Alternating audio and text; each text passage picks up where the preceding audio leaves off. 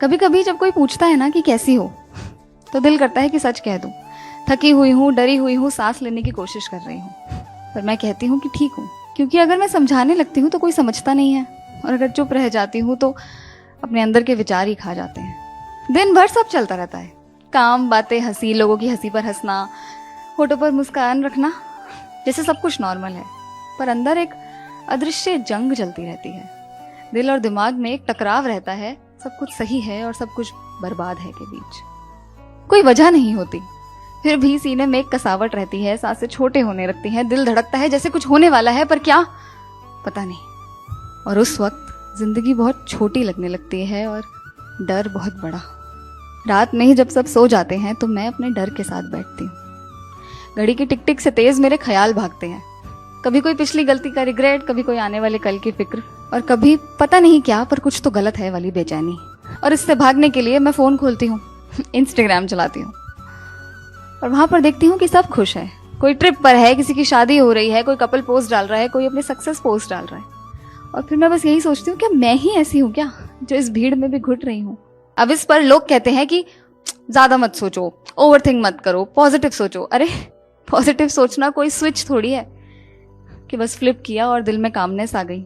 ये तो एंजाइटी है, जो शरीर में पिघलते हुए डर का नाम है। ये आग बाहर से नहीं दिखती, पर अंदर सब कुछ जला देती है। मैं कोशिश भी करती हूँ डीप ब्रीदिंग करने की, धीरे धीरे इनहेल और फिर एक्सहेल, पर हर सांस में यही डर सताता रहता है कि क्या मैं हमेशा ऐसी ही रह जाऊंगी। अब लोग फिर से कहते हैं कि ये ओवर थिंकिंग है, पर उन्हें ये कैसे समझाऊं कि ये ओवर थिंकिंग नहीं है, ये तो मेरा सर्वाइवल मैकेनिज्म है। क्योंकि मेरा दिल फिर से वो दर्द नहीं लेना चाहता जो पहले लिया था। मेरा दिल वर्स्ट केस सिनेरियो के लिए प्रिपेयर होना चाहता है, लेकिन इस प्रिपरेशन में वो आगे वो चीज़ हो या ना हो, अभी का सब कुछ खराब कर देता है। और फिर कभी जब मैं आईना देखती हूँ तो चेहरा तो अपना सा लगता है, पर आंखों में थकान किसी और की, जो किसी कंसीलर से भी नहीं छिपती। आंखें कहती हैं थोड़ा रुक जा, पर जिंदगी चलती रहती है, इसलिए मैं भी चलती रहती हूँ। Smiling in photos, laughing in parties, replying ha ha to jokes, but my heart feels like a trapped bird.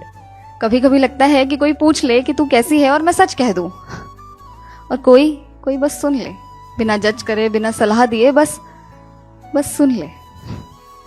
पर ऐसे लोग बहुत कम मिलते हैं। और फिर हम अपने उस डर के साथ बैठते हैं। मैं भी बैठी। मैंने उससे पूछा कि तुम क्यों हो यहाँ, और उसने मुझे कहा कि मैं तो तुम्हें ये एहसास दिलाने के लिए हूँ कि तुम एक इंसान हो। तुम डर सकते हो, तुम थक सकते हो, तुम रुक सकते हो, तुम कमजोर हो सकते हो, लेकिन यही सब तुम्हें याद दिलाएगा कि तुम जिंदा हो। और ये सब सुनने के बाद मुझे पहली बार एहसास हुआ कि हमारा डर, हमारी एंजाइटी, ये सब हमारा दुश्मन नहीं है। ये तो बस एक खोई हुई सी, अनसुनी सी आवाज है जो चाहती है कि लोग उसे सुने, और लोगों से पहले हम खुद अपने उस डर को सुने। और उसके बाद से मैं कोशिश करती हूँ कि हर एंजाइटी या पैनिक अटैक में घबराऊं नहीं, उसको एक मेहमान की तरह देखूं कि हाँ वो आया है मगर वो चला भी जाएगा। कभी मैं उसके साथ बैठकर सांस ले लेती हूँ, कभी साथ बैठकर बातें कर लेती हूँ, और कभी हम दोनों बस एक दूसरे को देखते रहते हैं। और अब जब कोई मुझसे पूछता है कि